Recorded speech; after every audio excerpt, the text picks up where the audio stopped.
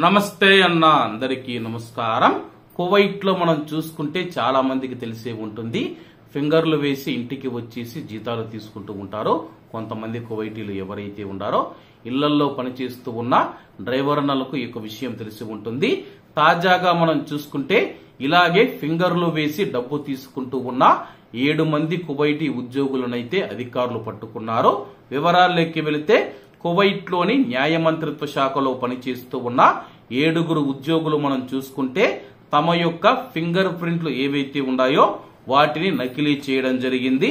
అలాగే ఇలా నకిలీ చేసి ఫింగర్ ప్రింట్ వేస్తూ ఉన్నారన్న ఆరోపణలపైన న్యాయ మంత్రిత్వ శాఖకు చెందిన 7 ఉద్యోగులను మినిస్ట్రీ ఆఫ్ ఇంటీరియర్ అధికారులు అరెస్టు చేశారు.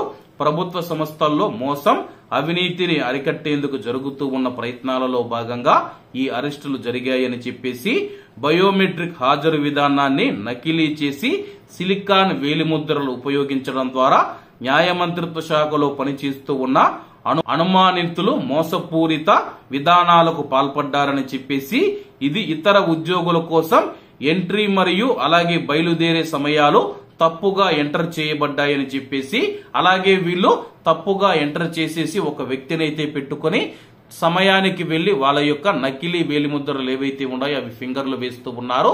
ఇది తప్పుగా రికార్డ్ అయ్యాయని చెప్పేసి అలాగే మాకు సమాచారం అందిన తర్వాత ప్రత్యేక నిఘా పెట్టి వీళ్ళని అరెస్ట్ చేసినట్లు అధికారులు తెలియజేశారు. కువైట్ లో ఇలా కొంతమంది కువైటీలు అయితే చేస్తూ ఉన్నారు. ఈ మధ్య తగ్గింది. అలాగే 2015 ఆ ప్రాంతంలో మనం చూసుకుంటే ఇది ఎక్కువగా ఉండేదన్నమాట. చాలా మంది కువైటీలు అప్పట్లో అయితే వేలిముద్రలు వేసి వచ్చేస్తూ ఉండేవారు. ఇప్పుడు ఆఫీసుకు వెళ్లేందుకు కూడా బద్ధకం అయిపోయి కేవలం నకిలీ వేలిముద్రలు చేయించి ఒక మనిషిని పెట్టి టయానికి అయితే వేలిముద్రలు వేయిస్తూ ఉన్నారు.